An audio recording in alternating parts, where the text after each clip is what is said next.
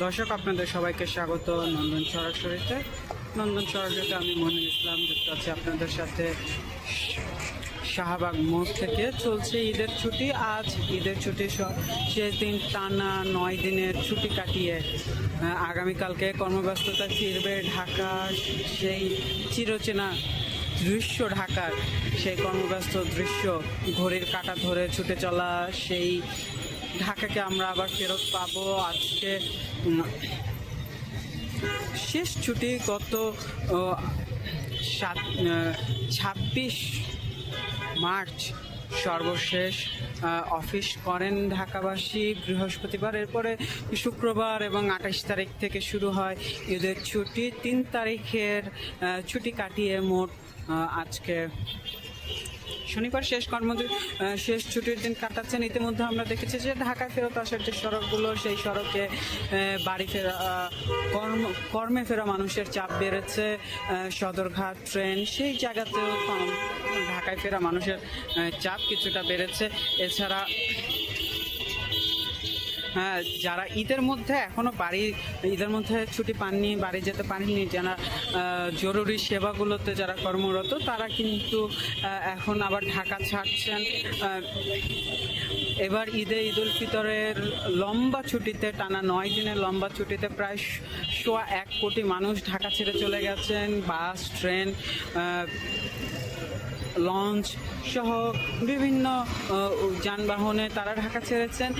ঢাকা ছাড়ার ক্ষেত্রে খুব বেশি ভোগান্তি পোহাতে হয়নি তাদেরকে। সরকারের যে প্রস্তুতি ছিল, পরিবহন মালিকদের যে প্রস্তুতি ছিল, তার কারণে সেই ধাক্কাটা কিন্তু সড়কের ধাক্কাটা পুরোটাই সামনে ওঠা গিয়েছিল। খুব বেশি ভোগান্তি ছাড়াই বাড়ি ফিরে, নারীর টানে বাড়ি ফিরে পরিবারের সাথে, স্বজনদের সাথে ঈদ করতে পেরেছেন এই বাড়ি ফেরা মানুষগুলো। তবে ঢাকায় ফেরার ব্যাপারে কিন্তু সেটা বলা যাচ্ছে না। কিছু কিছু জায়গায় ভোগান্তি দেখা যাচ্ছে, ট্রেনে কিছুটা বিলম্ব দেখা যাচ্ছে, বাসগুলোতে একসাথে অনেকটা চাপ পড়ে যাওয়ায় সেখানে কিছুটা চাপ, মহাসড়কে কিছুটা যানজট দেখা দিচ্ছে। আমরা কিন্তু সদরঘাটেও সেই ভিড়, বাড়ি ফেরা মানুষের ভিড় দেখেছি। এখানে আমি যে শাহবাগ মোড়ে আছি, শাহবাগ মোড় ঢাকার ব্যস্ততম সড়কের মধ্যে একটি। এই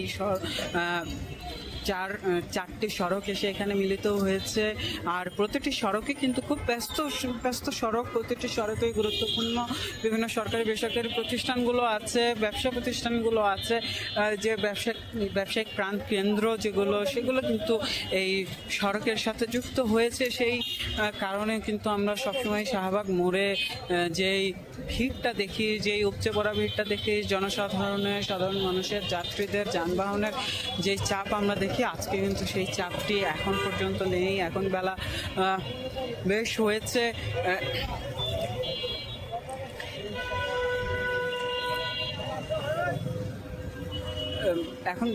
হয়েছে। এই যে ফাঁকা ঢাকা, এই ফাঁকা ঢাকায় কিন্তু বেশ শান্তিতেই সময় কাটাচ্ছেন যারা ঢাকায় রয়ে গেছেন। ঢাকার বাসিন্দা যারা, তারা কিন্তু বেশ আরামে সময় কাটাচ্ছেন। এক জায়গা থেকে আরেক জায়গায় বেশ অল্প সময়ে যেতে পারছেন। আমরা একজন একটু রিক্সা চালকের সাথে কথা বলবো। এই যে ঢাকার রাস্তা ফাঁকা, এই ফাঁকা রাস্তায় এই রিক্সা চালাচ্ছেন, কেমন লাগতেছে? বাইরেলাম ওখানে, আপনার রাস্তাঘাট পুরো ফাঁকা, কিন্তু প্যাসেঞ্জার নাই। ওখানে বাড়িছি, দেখা যায় মালিকে কী করা যায়, দেখা যায় ওখানে খ্যাপ নাই, এমনকি খ্যাপ আসতে করবো। এমনকি ওখানে আপনার ঢাকা শহরে লোকজন নাই, দেখা গেলো সোমবার থেকে মঙ্গলবার থেকে দেখা গেল লোক এসে করবো। তারপরে দেখা গেল আমাদের বাজার ভালো হবে। আচ্ছা, আপনাদের তো বাজার খারাপ, কিন্তু এই যে ঢাকাতে যেই যানজট আমরা সবসময় দেখি, সেই যানজটের বাইরে একেবারে ফাঁকা রাস্তায় রিক্সা চালাচ্ছেন, সেই জিনিসটা কেমন লাগে? সবসময় যদি এরকম থাকতো? সবসময় এরকম থাকলে তো মনে হয় আলহামদুলিল্লাহ। দেখা গেলো 12 কম মালেবি গাড়ি চালা আরাম আছে, কোনো সিঙ্গেল নাই, কোনো কিছু নাই। এসে বললে নাকি গাড়ি আগে বাড়াও, কি গাড়ি সরাও, অনেক যেরকমভাবে চালাইতেছি।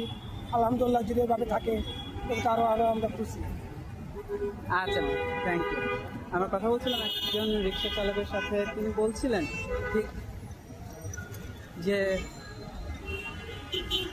ঢাকা সড়কে যে মানুষ চলাচল করছেন সেই অনুভূতির কথা, ঠিক কেমন লাগে সেটি, ঠিক কেমন অনুভূতি চালাতে।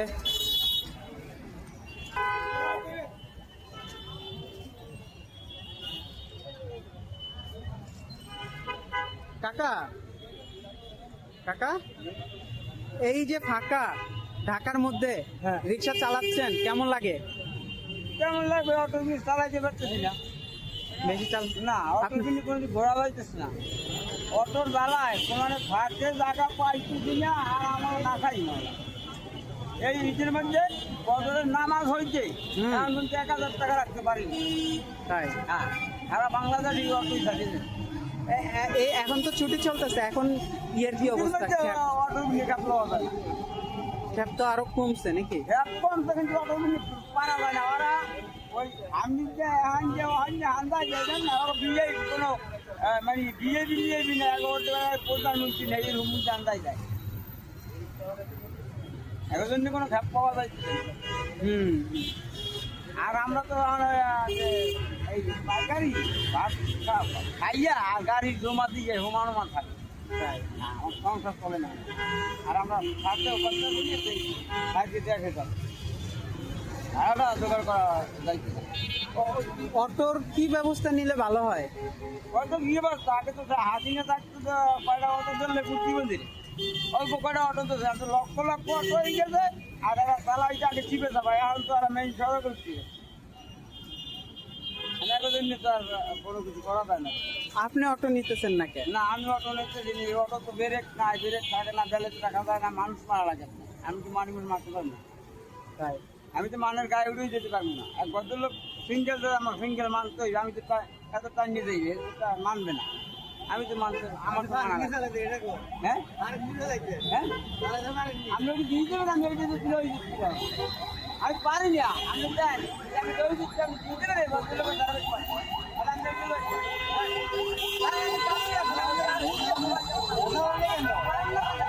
ভদ্রলোকের মানুষ মারা লাগে, পারেন নাই কোন কারণে? আমি পারেন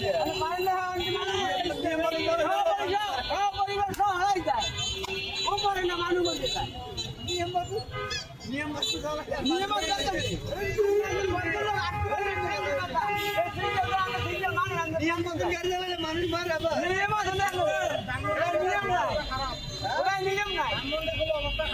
ওরা নিয়ম নাই কোনো। ওই ভদ্রলোক সিঙ্গেল তো যাইতে পারে না, ও হ্যাঁ সিঙ্গেল মানবে না। আপনি ভদ্রলোক না দিও, ওই চিন্তা কথা নাই, আপনারা সিঙ্গেল তো মানবে না।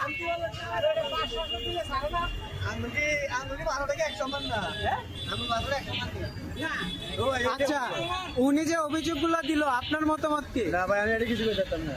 আচ্ছা, যাই হোক, আমরা ঠিক যানজটের খবর জানাচ্ছিলাম। যানজটের খবর জানাতে জানাতে বেশ একটু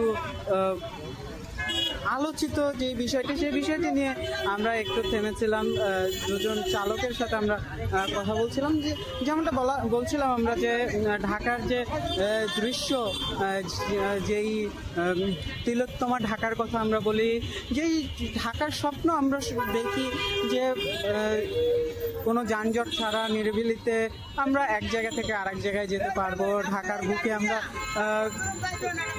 সকল ভিড় ঠেলতে হবে না, একটু শান্তিতে আমরা নিঃশ্বাস নিতে পারবো। যেই তিলোত্তমার ঢাকার কথা আমরা বলি, যে তিলোত্তমা ঢাকা, যেই স্বপ্নের শহরের কথা আমরা স্বপ্নে দেখি, সেই ঢাকার অনেকটাই কিন্তু এই ঈদগুলোতে আমরা ফিরে পাই। সেই ঢাকার রূপটা আমরা একটু দেখতে পারি, কিন্তু যদিও সেটা খুব বেশি হয় না, খুব সময়ের জন্য হয় না, ক্ষণস্থায়ী একটি সময়, তবুও ঢাকাবাসী যারা ঢাকায় থাকেন তারা কিন্তু সেই সময়টা বেশ উদযাপন করেন, বেশ উপভোগ করার চেষ্টা করেন। কেউ কেউ রিক্সা নিয়ে বের হয়ে যান ঘুরতে, কেউ কেউ ব্যক্তিগত গাড়িটি নিয়ে বের হয়ে যান ঢাকার সড়কের একটু ভিড় ছাড়া ঢাকাকে দেখতে, পরিচিত হতে ঢাকার সাথে। বাকি কর্মব্যস্ততা ফিরে আসে, কর্মব্যস্ত হয় মানুষ, কর্মব্যস্ততা গতিশীলতার মধ্যে মানুষের জীবন, গতিশীলতাই প্রাণ। সেই গতিশীলতা আগামীকালকে থেকে আমরা ফিরে পাবো। ঢাকার সেই চিরচেনা রূপ আমরা আগামীকাল থেকে দেখতে পারবো।